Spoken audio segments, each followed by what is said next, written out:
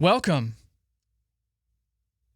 to the Men's Show, where we discuss, we have discussions, debates, and usually drinks about theology, philosophy, the church, and life.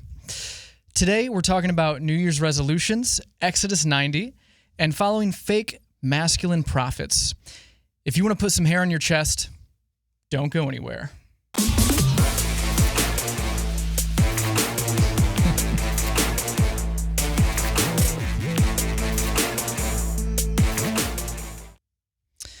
Thank you so much for joining us at The Men's Show. We would be nowhere without your support and your help, and especially your support at the League of Extraordinary or Ordinary Gentlemen, and ladies, I guess, too. But go ahead, join our patron community. It's at themensshow.com. Follow us there. We're going to have exclusives, exclusive access, benefits. Content. We're redoing a few things, so join us there. Support us if you like us. And then that leads us into the Awaken app. Go ahead, if you haven't gotten it already, download it at theawakenapp.io. There's a lot of content there. It's a great hub for all of our content. If you like Awaken, that's what you want to be. That's where you want to be. There's prayers, there's music, and there's a great community. So join us at the Awaken app. And really, who do we love here, Nick? Who do we love? Kevin, I got to tell you something. We love Select International Tours. Seriously, so Select International Tours has sponsored this episode, and they are an incredible organization, the best, premier. They are the premier worldwide pilgrimage company for Catholic pilgrimages and otherwise, but we're really excited about their Catholic pilgrimages. We are actually here at Awaken in the middle of the planning stages for 2 new pilgrimages. We just did one with them in the Holy Land, Israel, and that was so amazing. We came back from that just proclaiming from a mountaintop, we got to do this again. So we're doing it again. Get ready. Get strapped in, because we're gonna do it again with Select International Tours. Visit selectinternationaltours.com/awaken. Beautiful. I want to start just asking, Nick. Yes. How are you doing, and what do you hope this year to be? What are some resolutions you've made? What's your vision for the year, and what do you want to do? Kevin, I have resolved this year to make it the best year of my life. How are you going to do that? Well, starting right now with Exodus 90, and we're going to get into that. But also, we're going to get totally transparent. Being an entrepreneur, being self-employed, it's really, really easy to get caught in the trap of doing way too many things, because in that scenario, you can very readily forget that God is in charge and God is your provider. And so my professional life since leaving the regular day-to-day, 9-to-5 type job has consisted of me not saying no to anything. And so this year, my wife and I are trying to be really diligent about just maintaining peace, trying to create peace where there isn't peace. And just trusting that God has got this. God has got our family covered. And so that's been a major theme for us this year so far, is just stripping down to the basics and what is God actually calling us to do as individuals, as a family, not trying to be in control of everything with a ninja grip. And then on a personal level, more so additionally, exercising a lot more consistently. That's, again, now part of Exodus 90, and trying to make radical moves spiritually, which, again, we're doing with Exodus 90. So We'll get into that. How about you, Kevin? So for me, my wife and I, we started the Bible in a year last year, and we made it through May, I believe. It was either to May or through May. And so this year, instead of just continuing on and starting May 1st or June 1st, we're starting back at the beginning. We are using a different Bible translation this year, and I'm just falling in love with tradition this year. And with that, I'm just diving deep into church history, to the early saints, and I just want to I've already fallen in love with the church, but I want to to just live out the liturgical season. And I'm not sure exactly how that looks, but we've just gotten past the Epiphany. We're second or third week of that, and I just want to follow along with the flow of the liturgical season, and I just want to have a holy life. So like you said, like asceticism, there's exercise in there. I don't know, like, what are the goals of exercise? Like, am I supposed to be this big, like, beefy monster? Yes. Yes. Okay. So that's who we're going to get into that later too with Max Schmurphy. But it's really easy to fall into those things. You start lifting, you start feeling good. You got some muscles going on here. And it's really easy to fall into that, but that's not the plan. So the plan is just become as holy as possible. Read the Bible every day, pray the Rosary every day, just get back to the basics, and then let everything else take over. That's beautiful. So I love that. I think now is just a good time to get right into Exodus 90. If we could have the first graphic, just that says Exodus 90 on there to give people a taste of what it looks like. Exodus 90. What is it? What's the history of it?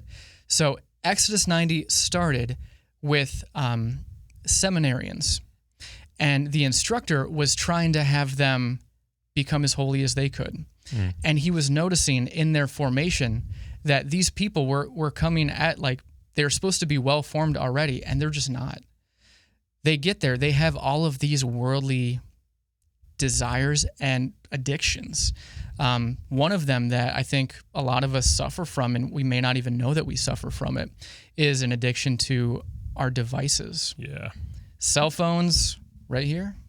There's the graphic. He's wiggling it. Ethan, our producer. Everyone pray for Ethan. Give him a shout out. He is the best. Thank you, Ethan. So yeah, he was just noticing all of these attachments to these desires that were leading them away from God. So he developed this. So Exodus 90 is developed for seminarians, people just going into the religious life.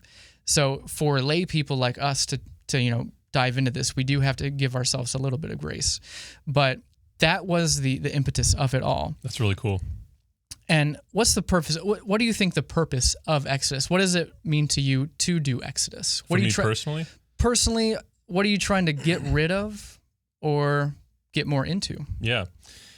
So I know a lot of guys get into Exodus as a way to help fight an addiction to pornography or stuff like that. For me, by the grace of God, that is not a reason I'm having to do Exodus. Again, by the grace of God alone.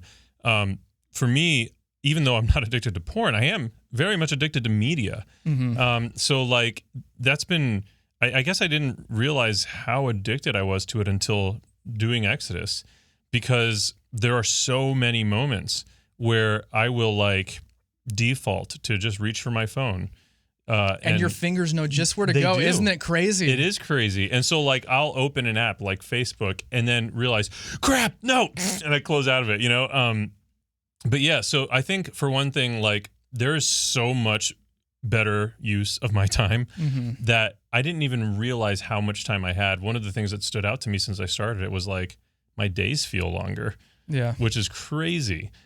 Because I have just always been so frustrated by how few hours there are in a day.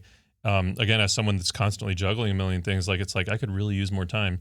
And, during working hours, I still kind of feel that. But outside of working hours, suddenly my evenings feel longer. And what's crazy is like I'm praying more.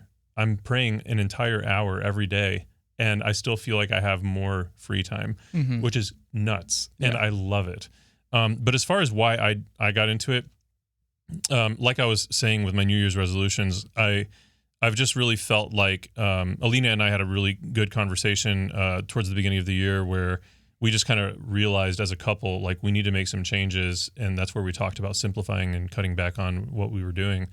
And we also realized in that conversation that we needed to make radical moves spiritually, because what's crazy, and I've seen this happen at every parish I've ever worked at, working at the diocese, anybody that works full-time in ministry will find that that it's so easy to slip into a place where you're so focused on ministry and you're so caught up in the demands of that you lose sight of your own spiritual journey. Mm-hmm. And I have so much respect for like the very few lay people I know that maybe have not had the same thing happen to them. Very few lay people. I could count on a small portion of the fingers on one hand. But I have huge respect for the priests I know that like have incredible prayer lives and do that despite the fact that not only are they full-time in ministry, but like it's their entire life. And because of what, in my opinion, is the wrong way to have structured things in parishes, they're also administrators and CEOs. And it's like, that's not what priests are meant to do. No. So I've just, for myself, I just really knew that I needed to do something radically spiritually, and we needed to do that as a family. And the day after we had this epiphany, our buddy Rob Holler reached out to me and he's like, hey, a group of us are doing this Exodus thing. You should do it with us. And I have said no to Exodus 90 for so many years. And for something as trivial as the cold showers. Like I never, ever considered doing Exodus, and it was always because of the cold showers. On day 70, we'll see if you'll be like, oh, these cold showers are nothing. Or if you just want that hot shower when it's 20 degrees out. Mm-hmm. Today's a tough day for the cold shower, though, It right? is, yeah. Oh, it was a tough day. And speaking of Rob, too, what I've heard other people say is that it's so easy to hide behind the mask of ministry. Yeah. And it's such a worthy cause that it's very easy to rationalize it. But as you rationalize that, you get further away, and then your soul is not in it eventually because you burn out. Yeah. And I'm a victim of getting burned out. And it's so easy when you're just going. But God knows that we need rest. That's why we have the Sabbath day. We have Sunday for rest. But we know, like, throughout our week, we are just distracting ourselves with all these things that don't matter. Yeah. I forget who said this quote. It was something along the lines of that we worry so much about what we put in our bodies. Like, oh, it has to be free range, organic. I have to know what farm it comes from, like all these things, which I'm there, no hate. But then we don't worry, or we don't take the same type of care about what we put in our minds. Right. And so, we're conditioned to pick up the phone, hit this, hit that, hit this, and then we just go and we just scroll.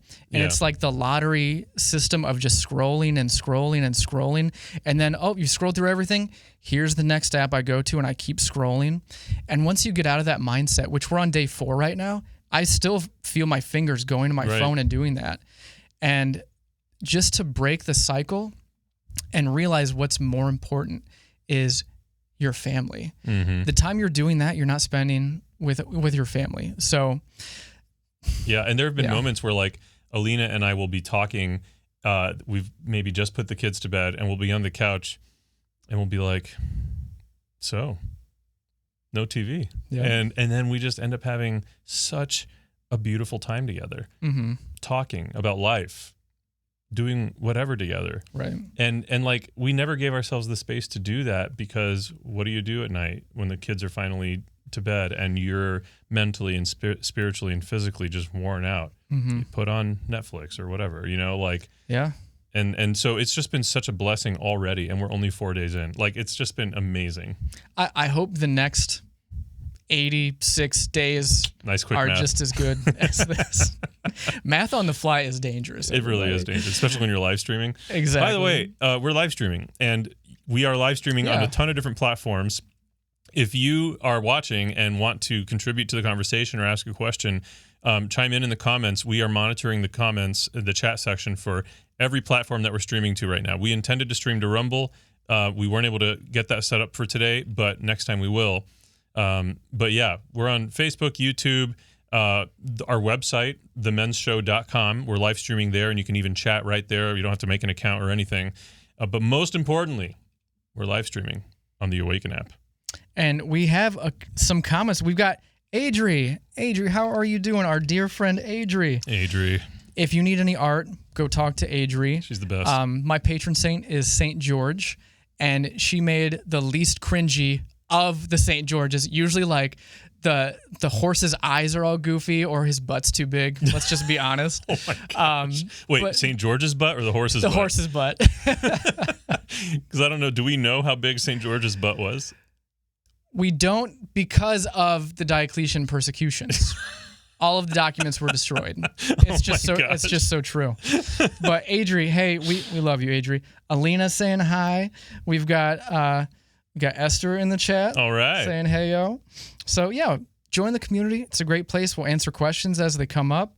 But yeah, let's keep going on Exodus 90. So Ethan, if you can go ahead and put the second one up with the discipline. So now that we kind of know like what we're dealing with, what we hope to get out of it, we're trying to be holy, Catholic men, fathers, husbands. So, that's perfect. Beautiful. So this isn't even all of them, but Nick touched on the short, cold showers before. And basically, you get in the shower, it's this like nice and warm, comfy thing, and you stand there. There's this whole subreddit and this, in reddit.com called shower thoughts, because people just stay in there all the time because it's just so cozy. There's also some really funny TikTok videos that are shower thoughts, little stick figures that just say ridiculous things. You should send me some of those. Oh, wait. We can't. You can't. Not for another 86 days.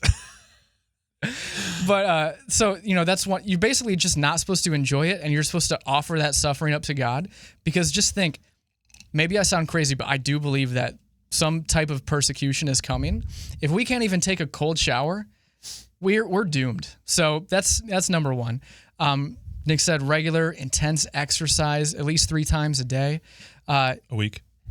Nope, a day. A week. You're doing a very different Exodus 90 than I am. Wait, what? I did 3 workouts today. No, you didn't. No, I didn't. No TV or movies.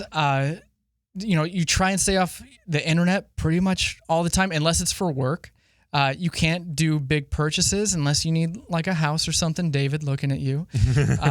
No alcohol. So normally we'd be having some whiskey. Absolutely. It doesn't say anything about smoking, so I think you could still do that. But my wife's pregnant. This is true. So that's why we're not. Smoking's bad for pregnant women? Yes. Okay. Today I learned. Wait, for real? You never know. Oh my gosh. Pray a holy hour a day. Talk about the holy hour. So you can structure your holy hour differently based on what you want to do. What does your holy hour look like with Exodus? Sure. Yeah. So actually, my anchor. So the anchor when you're doing Exodus is like your partner through the 90-day journey. So we have like a bigger group of us. There's 7 or 8 of us that get together once a week. But within that group, we paired off. And so my anchor is David Eulenhank, and he is an awesome guy. He and I have just been having a great time together on this journey. We check in with each other every single day. And then he and I get together one-on-one once a month. We have Rick and Marcia Nelson, your in-laws, tuning in here saying, hi, guys.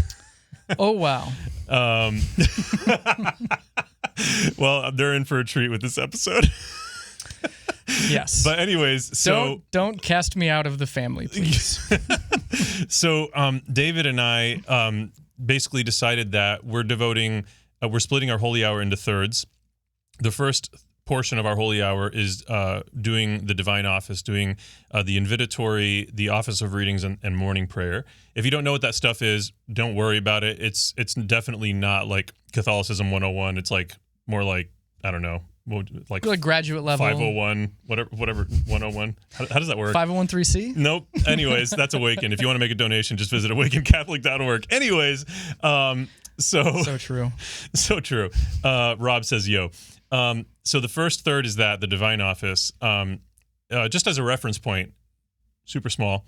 You know how those who are of the Islamic faith, those who are Muslims, they'll like pray at certain hours of the day, and people like associate that practice with Islam.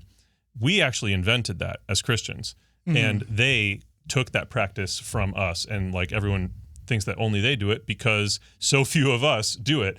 But it's actually also another thing, kind of like Exodus, that was originally created for seminarians. The divine office is generally something that is done by clergy, so priests, deacons.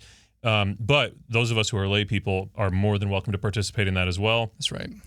Monks, when I spent time with the monks at St. Meinrad Seminary, that was really my first exposure to the divine office, and I did it with the monks. They do every single one of the, I think, 7 hours. And this goes along with what St. Paul says. pray without ceasing. Yeah, exactly. So it's So at any given point, somewhere in the world, someone is praying the Liturgy of the Hours, the Divine Office. Super powerful. But anyways, so that's what we do. The first 3 parts of the Divine Office for the first third of our Holy Hour. The second third is devoted to the scripture reflection that is part of the Exodus 90 program. And then the final 20 minutes is contemplative prayer. And contemplative prayer, I'll just give like a really quick, crude explanation of that. Essentially, you are not...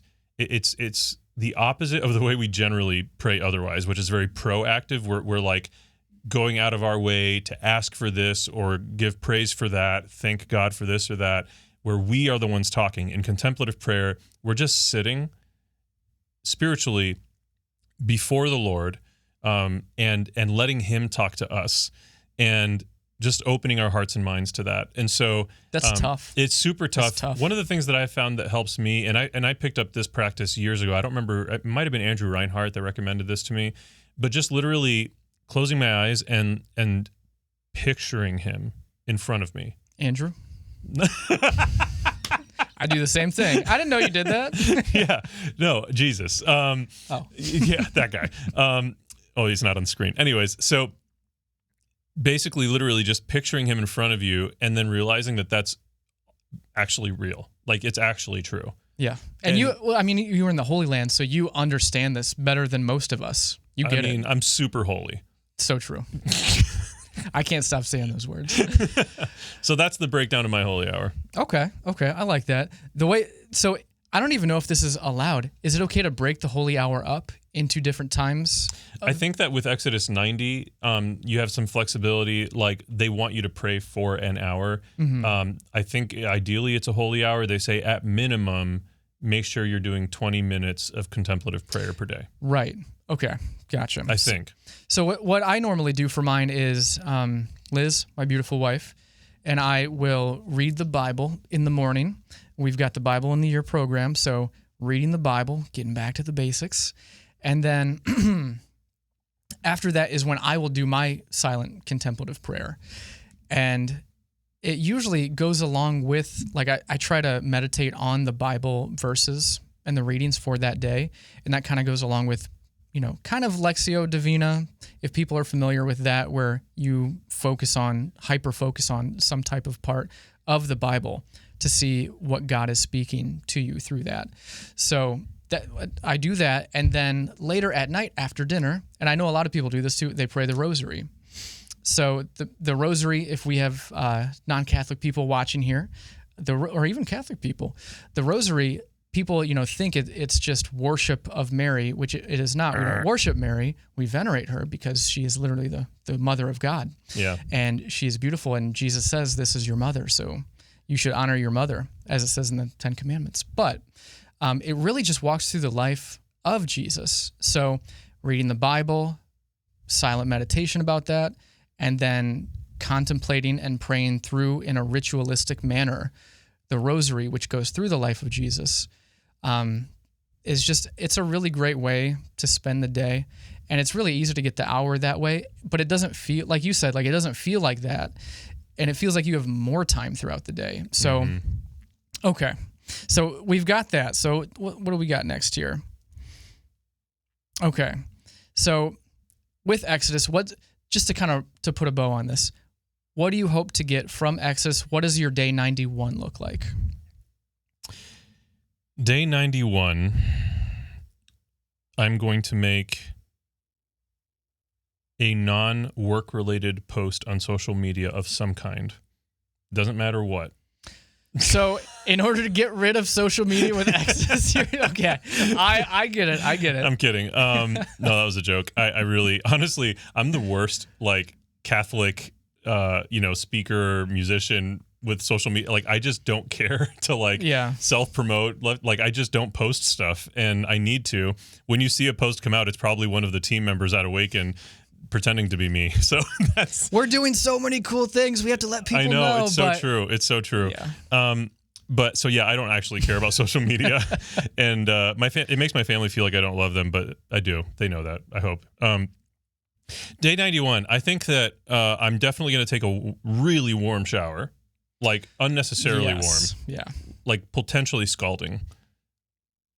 Just to burn off any residual unholiness that you may have. Exactly. Like exactly. a pre, what is it? Not heaven, not hell. Purgatory. A purgative. Like a pre-purgatory. A purging. Yes. So yeah, I'm going to take a nice warm shower. I won't hurt myself. It'll just be enjoyable.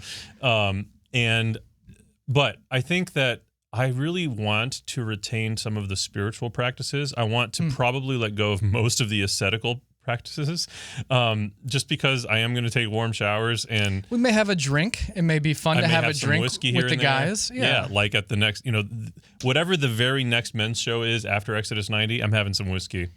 Yeah, don't tune into that one. Although drunkenness is a sin, so don't do that. Yeah, we're not going to get wasted or anything. But yeah, the prayer part I'm really excited about, because I already am identifying so much with that routine only 4 days in, and I just love it. Like, it just makes me feel better. Yeah. It makes my day better, and I just love giving God my first fruits. Yep.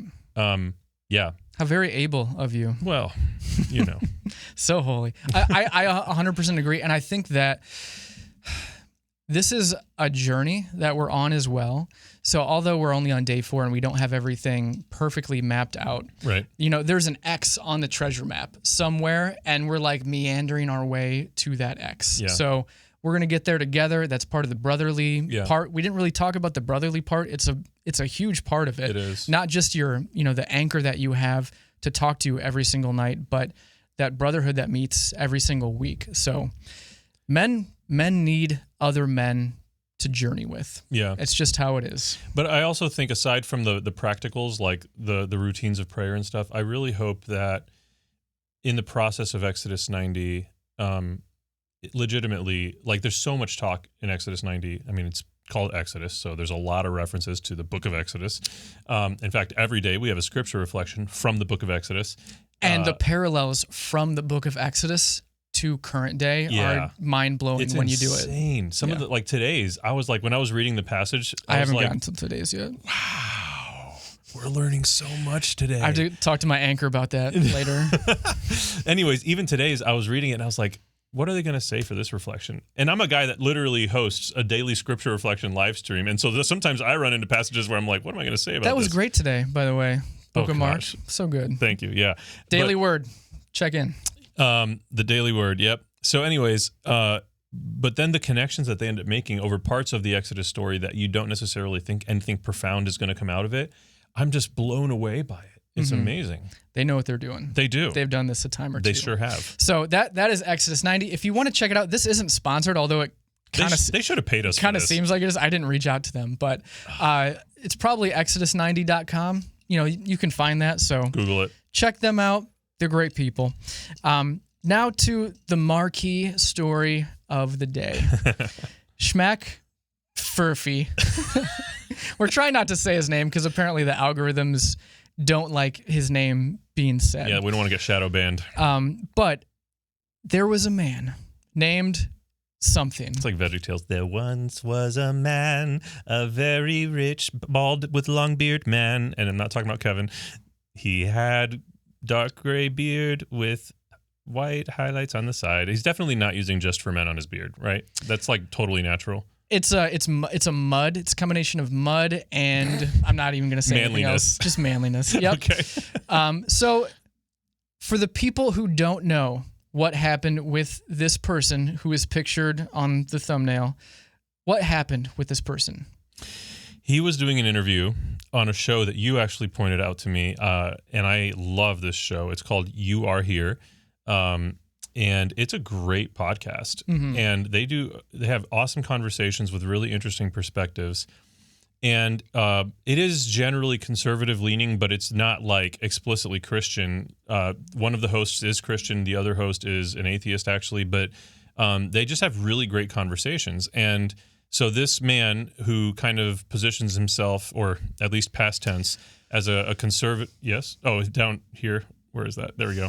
This man positions himself as like a strong, manly guru. And, generally when you find those, they're going to be more conservative leaning, whatever. So they go through almost this entire, what was it, like 2 or 3 hour Oh, yeah. conversation. It was a straight up 2-hour conversation. And they go through the whole thing, no problem. Yep. And then out of nowhere, somebody in the chat asks a question, which the female host, Sydney, she reads it out loud because that's what she does. When people ask questions in the chat, Sydney reads them. And their thing is that they read all of the questions. So sometimes there's some shocking ones or there's some embarrassing ones. Like they'll play with the words.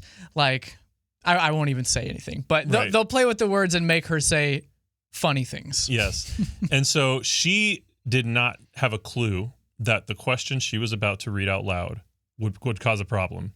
Very innocent, whatever. She asks the question that was, or she vocalizes the question that was asked in the chat. And the question was something about like, what do you have anything to say about your article from whatever date from years ago in which he talked about I wouldn't say that word. Okay. He talked about the practice, which is very saddening to me. It is that it exists, or that it's as prevalent as it seems to be. The practice or lifestyle where a man gets pleasure or enjoyment from watching his wife or partner enter into carnal relations with another man. It's a perfect way to say it. Yes. So literally sitting in the room watching it happen. Right. So he wrote an article that talked about that topic, right? Oh, yeah. And it wasn't, so I believe it's 2016. Does that sound right? I was thinking 17, but it might be 16. Somewhere in there. Yeah. And so that's it. Like Sydney just asked about, hey, or the chat, and she read it. What do you have anything to say about this article, about this word that I'm not going to say? Mm-hmm. And he basically says, let's not talk about that. Thank you. Yeah. And then another person asks almost an identical question, and she didn't realize what the question was going to be or that it was that big of an issue. And so she reads that question out loud too. And then this man right here. And I'm ashamed that I look, I'm bald and have a beard as well. So on behalf of the bald beardos. As long as you don't use Just for Men on your beard, I think you're safe. Anyways, so he immediately lashes out at Sydney and says, F you. And F you for saying that or for reading it out loud. And he just gets heartfelt, really aggressive. Yeah. Very aggressive out of nowhere. And again, this is at the end of a 2-hour, totally cordial, totally fine conversation. And it was very inappropriate how angry he got at her. And she's shocked. She has no idea. There's no malice. There's no ill intent on her part. So she, as an atheist, exhibited very Christian values. Yeah. And it's sad to say we know some atheists that can kind of live a more Christian life than some people who profess that they're Christians. But anyways, continue. Yeah. And so what happened is that, the You Are Here podcast that this happened on has a pretty big following. And Sydney herself has her own YouTube channel with a pretty big following. And so a lot of people saw this happen. They live stream every night. Is it at 7 p.m.? Something like that. Yeah. On Thursdays, watch our show instead. Yes. Anyways, so a lot of people around the world saw this happen. And what do people do when you tell them not to look something up? They look it up. They look it up. So everybody around the entire planet is looking up this article, and you get these eagle-eyed people researching, looking for it, and then you get hackers that literally hack his company's website. Mm-hmm. So he ran this runs. I don't know if it ended or not. I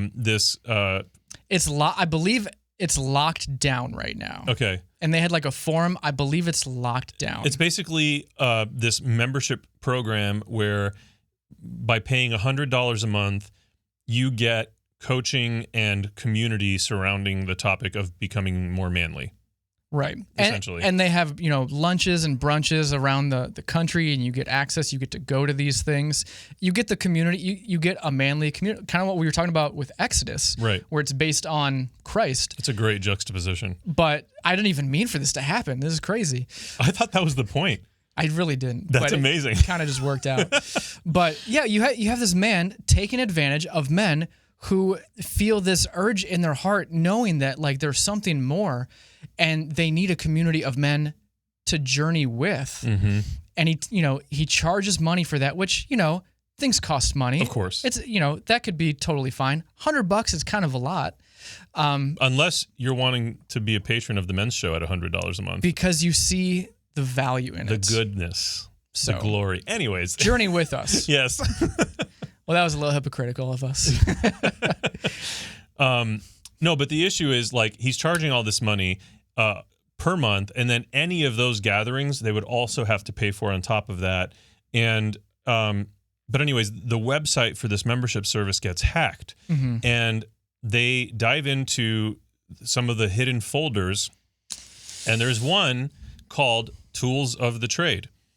And when they open it up, there's an image of a whole bunch of what our society, our very corrupt and distorted and twisted and broken and wounded society refers to as adult toys, adult sex toys. And we're definitely banned now. The algorithm did not like that, Nick.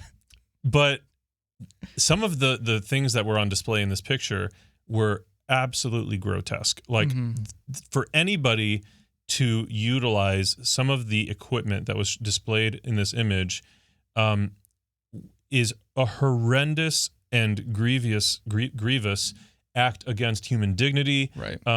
In no way is there any love involved. Right. And I'm not saying that lightly. Like literally, It's like, I don't know if you've ever seen the movie Seven with Brad Pitt. Like there is some really screwed up stuff in that movie.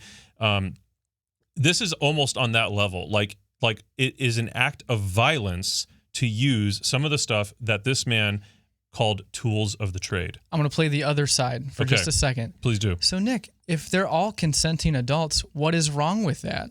If they all agreed to be there and they knew the rules, why is what happened bad? Consent is not the only measure of something's virtue or whether or not it should be done. If something's disordered. So why is what they did disordered? Well, I know this is a huge topic. Is. I mean, so we won't go it's crazy. also hard to get into the specifics of how I would respond to that without getting into the specifics of what was in the image. Right. And we'll temper it a little bit because temperance is one of the cardinal virtues. I think that's the same thing. But, let's just say that some of the equipment would do violence to someone's body, and we have to treasure, like, someone's body is not just like a flesh suit for their soul, like their spirit. Like, someone's body is part of who they are, and to utilize it ultimately comes down to using someone's body, which in a Catholic theology we understand to be the person. You're using the person for your own gratification in a way that harms them. To dominate them. Yeah. Absolutely. And that's definitely the case with some of what was seen there. And that's not okay. No. It's not okay. And even if someone volunteers for that, it's not okay. Right. And I think I'm just trying to think of what are the arguments against what we're saying. So someone could say, like in Exodus, cold showers, that can be a form of torture, and you're doing it to yourself. What is there's a distinction, obviously. So there's some type of distinction between this type of asceticism and this type of disorderedness. And maybe it's something like, our body has, desires. I don't mean that in a sexual manner, even though we're talking about that type of stuff here. But like your body has like needs and desires, but sometimes you fulfill those too much, and sometimes it's good to rein those things that your body wants, like hunger or warmth. It's good to rein those things in so your spirit can be lifted up. But that doesn't happen, like you're saying, in these types of dominance games. I'm trying to like be nice about this, but yeah, and on top of that, it was also discovered that the gentleman in question here had, in a time of financial need, live streamed himself with his then girlfriend, now she's his wife, had live streamed themselves together in the carnal embrace, and I've just never heard that before. I'm just trying to find I know different... this is serious, but I know it's kind of funny to me. I'm just trying to find different ways to say it that don't get us shut down here. But not only was that going on, but he did some stuff on camera vividly that didn't involve her. Let's just put it that way. Right. But it involved other things. And the man is clearly hurting.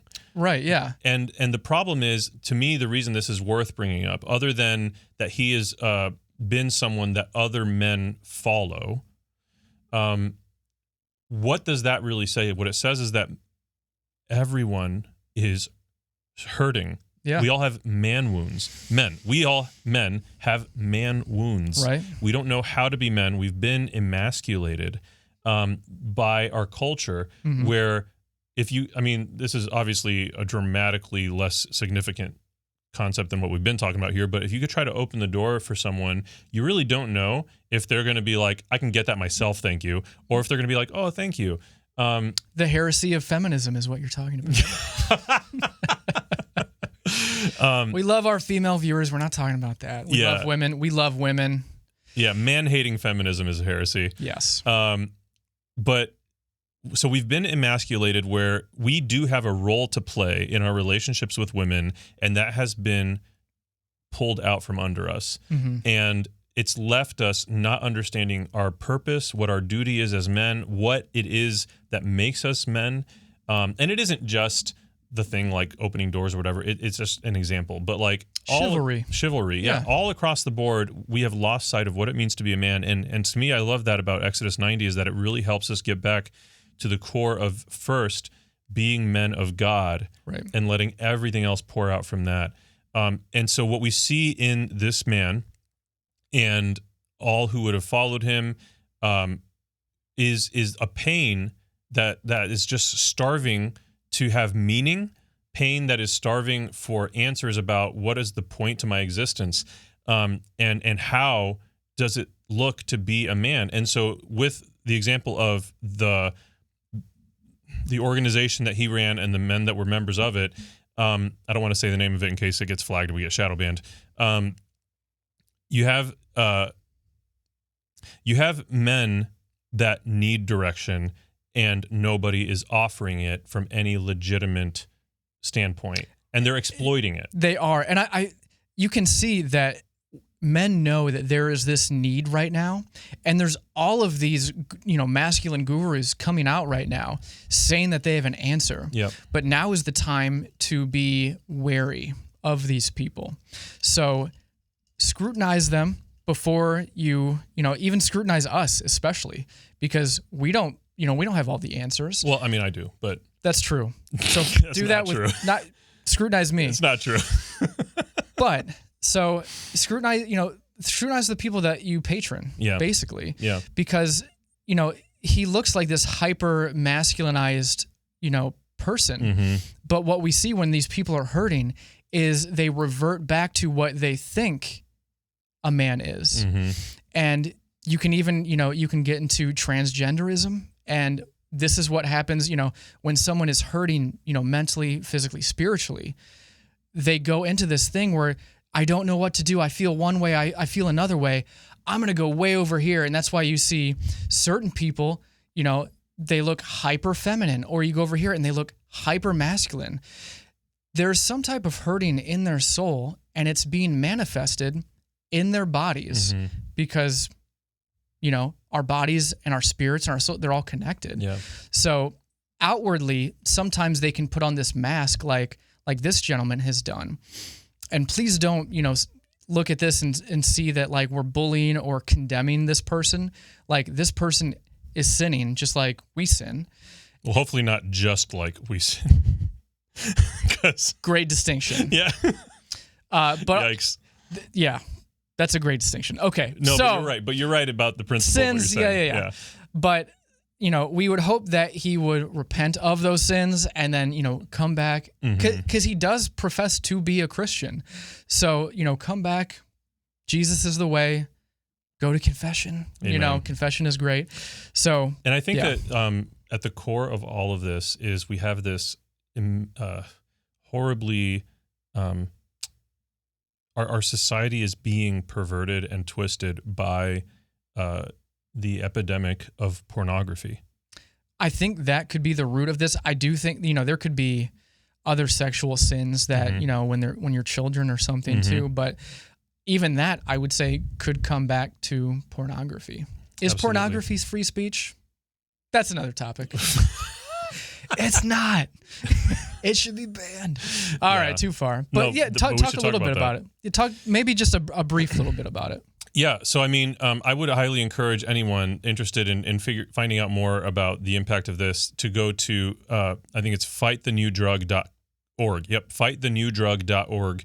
There are article after article there about the science behind this idea, this reality that pornography affects our brains the same, in very similar ways as literal like chemical substances, drugs, and what's amazing is like if you take something like heroin, for example, everyone would look at that and say, yes, that is a problem. And why is it a problem? Well, it makes people destroy their lives. And after you try it once, you need to try it again. And eventually you're like very quickly you become desensitized and you just need more and more. And the problem is pornography works exactly the same way.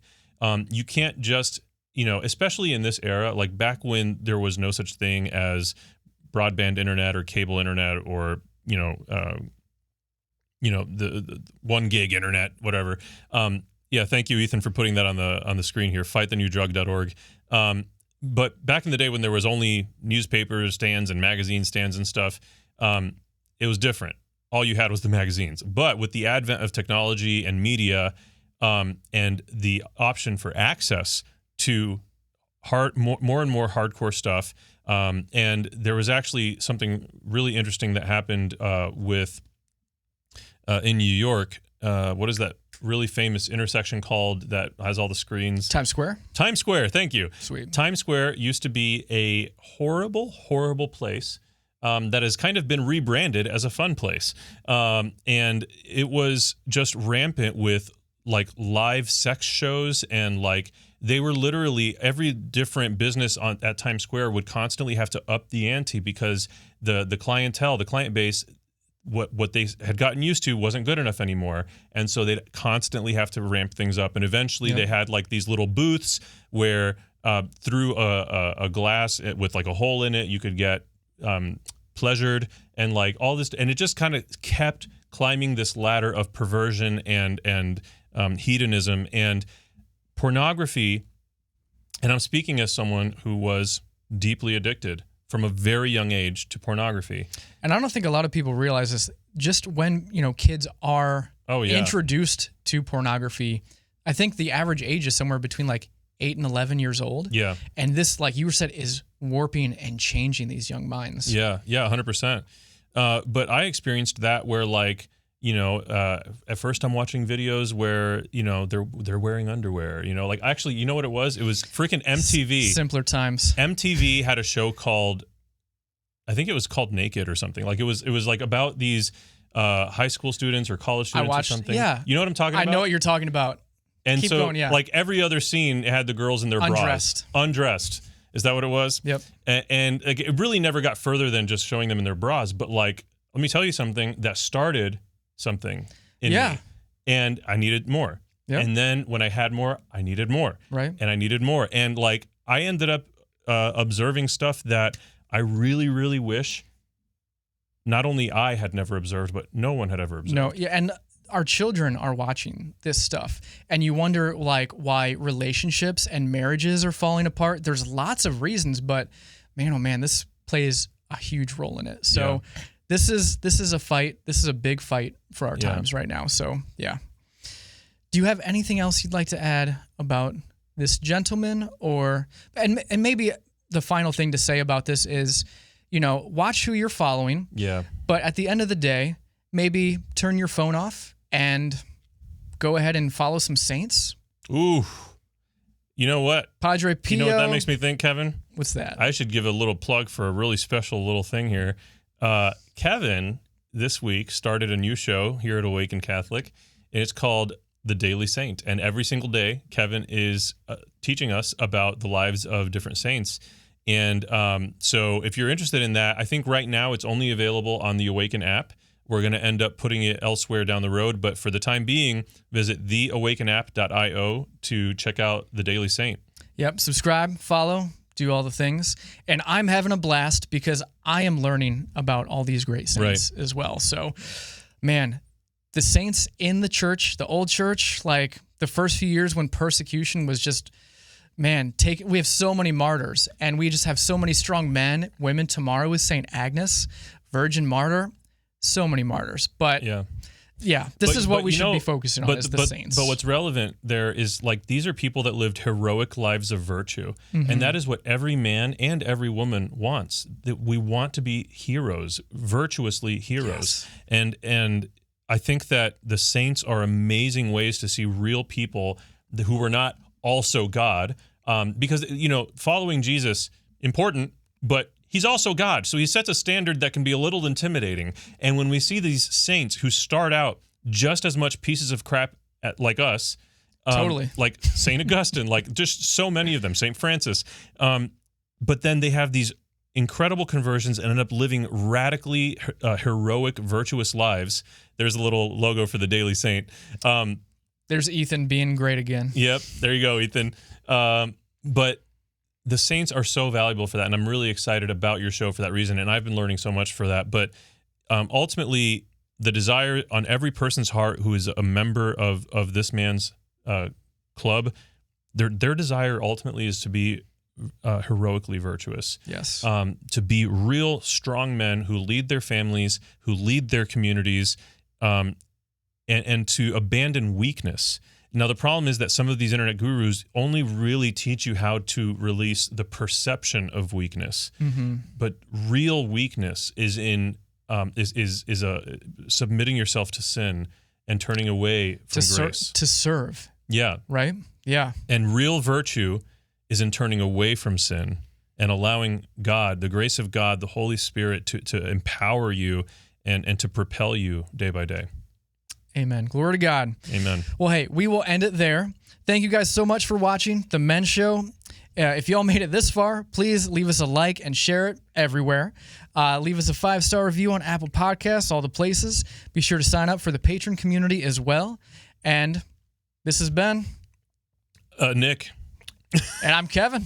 And join us next time, a week from today at 7 p.m. Eastern for the next live stream. And stay manly. Unless you're a girl.